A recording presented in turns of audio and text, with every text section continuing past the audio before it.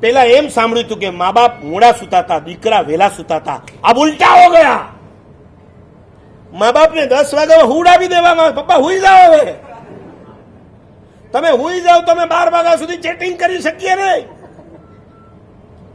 તમારા સંતાનો કે તમે જો બેઠા ઓલા, તમને કહું છું, તમારો 10 નો ટાઈમ 11 પર ગયો છે, 11 નો 12 પર ગયો છે, અને કોલેજના છોકરાઓનો ટાઈમ 1 પર પહોંચી ગયો છે.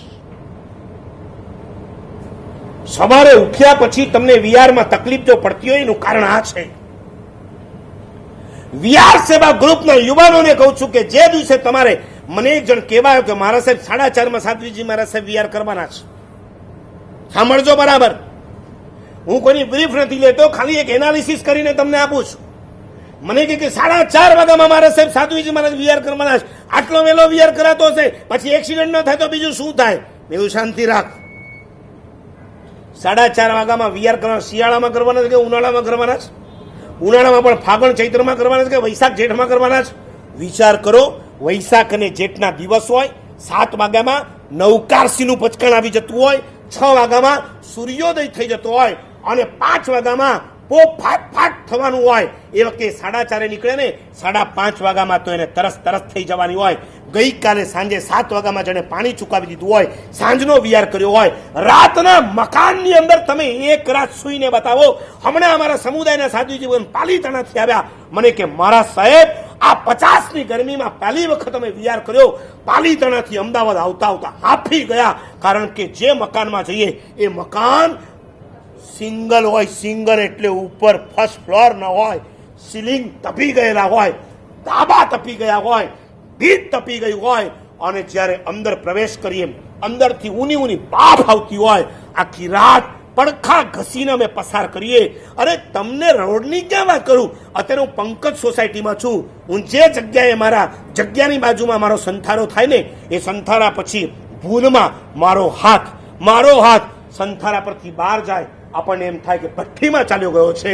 ગમે તેવા કોઈ ઢોલ વગાડે તો પણ નહીં ઉઠનારા અમે, એક હાથ બહાર ચાલ્યો જાય, ફટાક દઈને ઉઠીએ અને અમારો હાથ અમે અંદર લઈ જઈએ. કારણ કે પશ્ચિમ દિશા બપોરે 12 વાગ્યાથી તડકો ચાલુ થયો હોય, સાંજે 7 વાગ્યા સુધી અંદર તાપ આવે. આખી લાદીથી માંડી ભીત સુધીનું બધું જ ગરમ થઈ જાય, તમે ક્યાંય બેસી ન શકો. આવી સ્થિતિમાં સાધ્વીજી ભગવાન વીઆર કરીને આવે. રાતના ઊંઘ્યા ન હોય ત્યારે એમને એમ થાય કે હવે જલ્દી પ્રતિક્રમણ પડીલેણ કરી વીઆર સ્ટાર્ટ કરીએ, ઠંડાપુરમાં સામે પહોંચીએ અને સૌથી પહેલું પાણી વાપરીએ તો કંઈક કોઠાને ટાઢક થાય એમ છે. એવા વખતે તમે અમને એમ કહો કે મારા સાહેબ 4:30 વાગ્યામાં વીઆર કરે છે, અમારે શું કરવાનું? અમારે 3:30 વાગે ઉઠવું પડે. મેં કીધું તમારાથી ઉઠાય તો ઉઠજો, ન ઉઠાય તો જ્યારે પણ તમે નીકળો ને, મારા સાહેબને રસ્તામાં પિકઅપ કરજો. પણ મારા સાહેબને ક્યારે એમ નહીં કહેતા કે 4:30 તમે વિહાર શા માટે કરો? એકવાર રાતના રહી બતાવો, એકવાર અમારા વિહાર ધામની અંદર રહીને બતાવો. પછી તમે કહેશો 4:30 નહીં, 4 વાગ્યામાં વિહાર કરો મારા સાહેબ.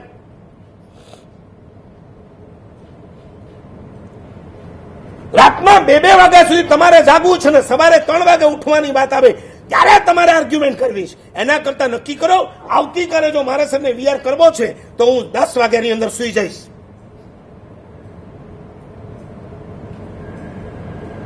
તમારા ખાતર તમે 12 અને 1 વાગ્યા સુધી રાતના જાગી શકો.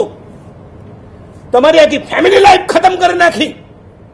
નથી ભોજન સાથે, નથી ભજન સાથે, નથી ભાષણ સાથે, નથી ભ્રમણ સાથે.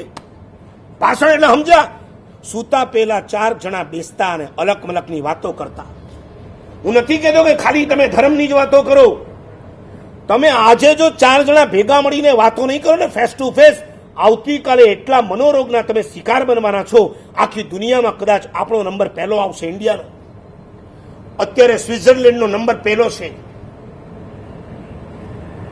રૂપિયા ક્યાં છે બધા? હે, એડ્રેસ મળી ગયું તમને? મોદી તો હજી નથી લાવી શક્યો. જેટલા રૂપિયા ત્યાં વધારે છે ને એટલા મનોરોગીના શિકાર પણ ત્યાં વધારે છે.